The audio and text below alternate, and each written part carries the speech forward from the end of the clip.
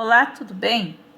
Eu vou fazer um resumo sobre a formação da Grécia Antiga. Grécia é o nome dado à civilização que foi constituída na área que abrange a Península Balcânica, as ilhas do Mar Egeu e o litoral da Ásia Menor. O primeiro processo de povoamento da civilização grega foi o que ocorreu na ilha de Creta entre o ano 2000 e 1400 a.C. A história da Grécia está dividida em 5 períodos para ser melhor compreendida. O primeiro período foi o pré-homérico, que vai do século XX ao século XII a.C. Nesse período ocorreu a formação do povo grego. O segundo período é o homérico, que vai do século XII ao século VIII.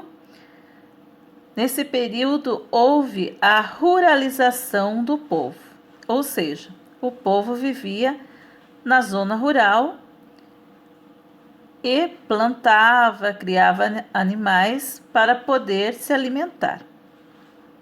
O terceiro período foi o arcaico, que vai do século VIII ao século VI.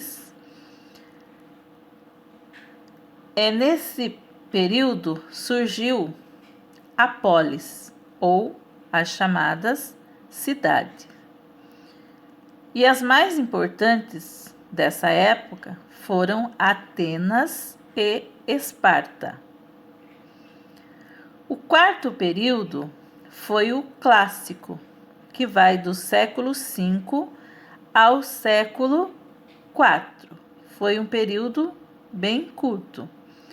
Nesse período houve o florescimento da cultura grega, o nascimento da filosofia, da pintura e da escultura. Ou seja, nasceram os primeiros filósofos, os primeiros artistas, pintores, escultores. Foi um período curto, mas bem produtivo. O quinto período é o helenístico, que vai do século IV ao século I a.C. Nesse período, houve a difusão da cultura grega pelo Oriente. Então, a cultura grega se espalhou para toda a Europa, norte da África. Foi um período bem produtivo e interessante da Grécia Antiga. Os povos que basicamente formaram a Grécia Antiga, em diferentes períodos eles foram chegando, foram os jônios, os aqueus, os eólios e os dórios. O povo grego criou também um sistema de escrita hieróglifa chamada linear, ou seja, linear A, que ainda não foi decifrada totalmente pelos historiadores.